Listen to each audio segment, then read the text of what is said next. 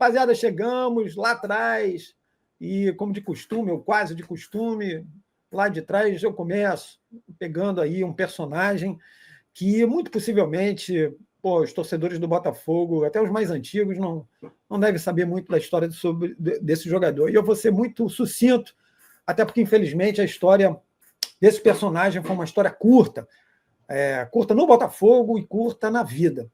Bom, vocês lembram que eu falei há uns episódios atrás, e eu gosto muito de contextualização, eu falei de 4 grandes zagueiros do futebol do Botafogo, no meu conceito, lá de trás, muito antes do futebol profissional. E eu falei, se você assistiu, falei de 4 caras, eu falei de um cara chamado Osni Werner, falei de um cara chamado Luiz Bento Palamone, falei de um cara chamado Alemão, apelido Alemão, Silvio Serpa, e falei de um outro cara chamado Alfredo Monte.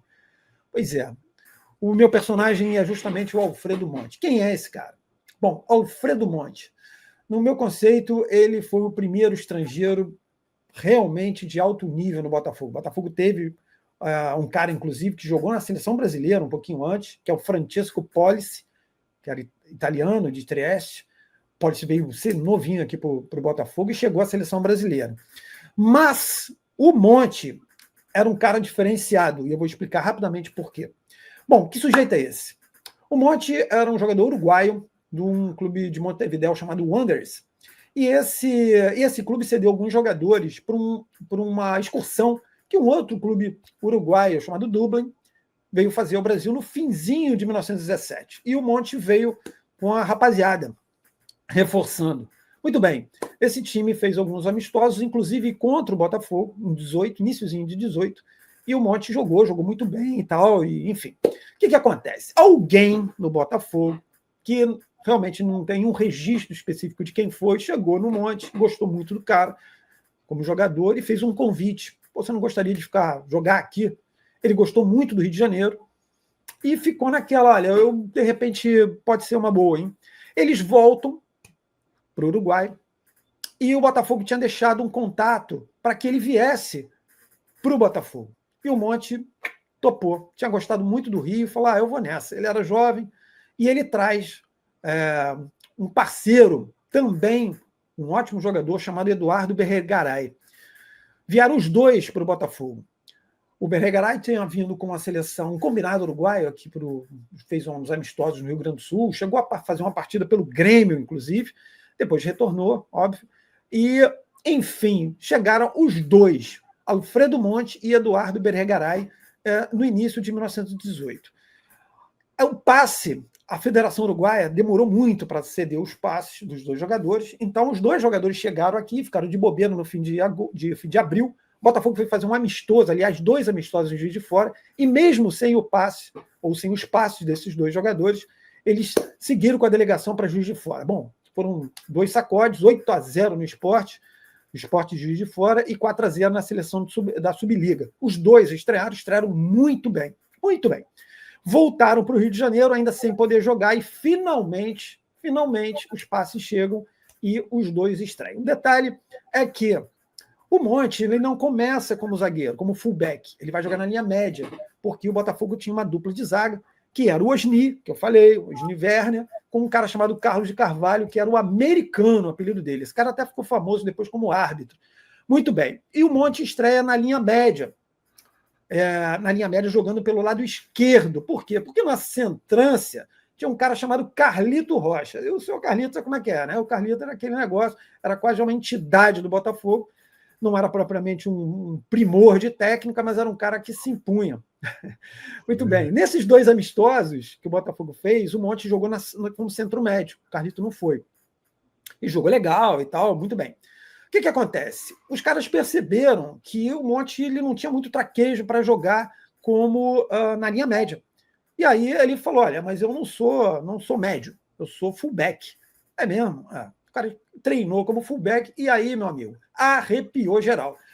A primeira dupla de zaga de nível que o Botafogo formou na sua história, nível que eu digo, nível A mesmo, foi Osni Werner e Alfredo Monte. Então, quando eu cito aqueles 4, presta atenção.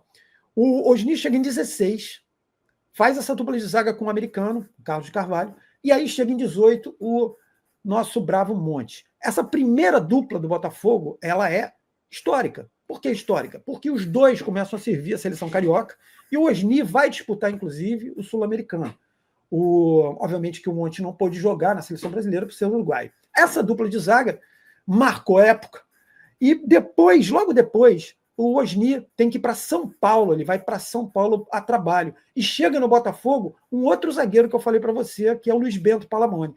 E aí o que acontece? Monte e Palamone formam uma nova dupla histórica no Botafogo. E essa dupla histórica, ela rola até 1922. E aí que começa a história, basicamente, triste do Monte. O Monte ele contrai uma doença, uma enfermidade, que ninguém sabia direito o que era, mesmo assim ele continuou jogando por 22. Eu vou voltar só um pouquinho para dizer o seguinte, no total, o Monte ele fez 67 jogos pelo Botafogo e um golzinho, um gol importante, quer dizer, importante nem tanto que o Botafogo perdeu o jogo, mas foi num clássico contra o Fluminense, em julho do mesmo ano que ele chega, em 1918. Bom, o Monte começa a arrebentar, ganha um apelido de Montanha de Ouro. Por quê? Porque ele era muito bom no jogo aéreo. E tinha um outro detalhe que o Alfredo Monte trouxe de brinde, que criou um certo lado pitoresco. Eu falei para você que o Osni Werner era um cara que jogava de piscinê, que era um óculos, e uma toalha no pescoço. Porra, isso aqui nunca ninguém tinha visto um negócio como esse. O cara jogava de toalhinha e óculos. Algumas pessoas maldosas diziam que a toalhinha servia no embalo para ele chegar e dar uma toalhada no adversário, mas não tem prova sobre isso.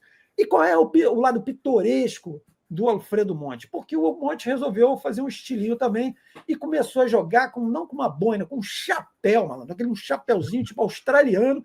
O cara colocou um chapéu australiano, então ficava a dupla de zaga do Botafogo, um de óculos e uma toalha, o outro com um chapéu australiano.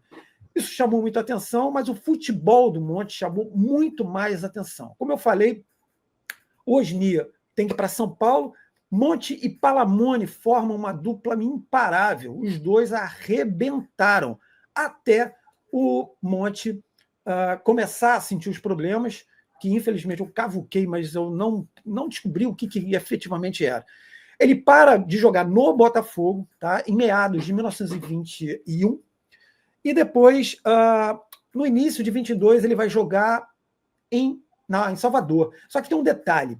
Eu também falei em alguns episódios anteriores, e eu já falei sobre o Menezes, né? Falei sobre o Menezes, que era feríssima, e o irmão dele, Petiô. Os dois eram baianos. Petiô vai para a Bahia, jogar no Baiano de tênis. E aí, troca uma ideia com um monte, meu garoto, vamos lá, cara, tu não está muito legal, Bahia é outro clima, não era tão ameno, né, quanto o Rio de Janeiro, mas enfim. E o Monte vai jogar na Bahia, vai jogar pelo Baiano de tênis. Ele e o Petiô juntos conseguem um vice-campeonato pelo Baiano de tênis. O vice-campeonato, inclusive, que foi a única conquista, entre aspas, que o Monte conseguiu pelo Botafogo, foi um vice-campeonato em 18. Mas aí, minha gente, o que acontece?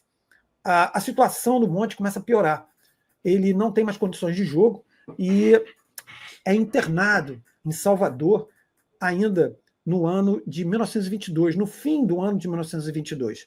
Infelizmente, em 21 de fevereiro, vem a notícia, aliás, no dia 24, vem a notícia que o Monte não resistiu e morreu muito jovem. O Monte é um dos poucos jogadores que eu não tenho, um dos poucos mesmo, que eu não tenho data de nascimento. Eu não consegui registro desse cara, não consegui o registro de óbito, batalhei pra caramba, não consegui nem a imigração, hein, PH? Você que é um cara que gosta também dessa parada da imigração, eu não consegui nem o cartão de imigração do cara, porque ele veio muito cedo para o Botafogo. E o que acontece? Esse jogador, que chegou em 1918 e jogou até 1921, marcou a história no Botafogo, porque era um jogador de muita classe. Era um cara que tinha uma característica, como eu citei, o jogo aéreo. E lembrando que o futebol naquela época era ainda embrionário. Você não tinha treinos específicos, você conseguia se expandir jogando, não tinha outra forma. Só que ele já vinha com uma classe, já vinha com uma característica do Uruguai já muito forte. Era um jogador de futebol uruguaio naquela época, era muito mais forte que o futebol brasileiro, fato, ponto, ninguém discute isso. tanto futebol uruguaio e argentino. Então, quando ele chega com uma imposição, o jogo aéreo técnica, as pessoas estranharam. Pô, quem é esse cara? E ele rapidamente se adaptou ao futebol do Rio de Janeiro. Ganhou carinho de todo mundo e ganhou respeito. Então, quando eu pensei num jogador gringo, um jogador estrangeiro, eu falei, pô, eu vou buscar um cara lá de trás que as pessoas não têm a menor ideia. E, infelizmente, não casou, não deixou nenhum descendente.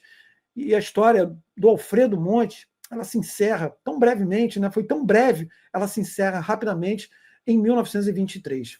Eu queria fazer esse registro. Alfredo Monte, um cara que viveu muito pouco, mas jogou muito e foi uma figura muito importante no Botafogo dos primeiros anos.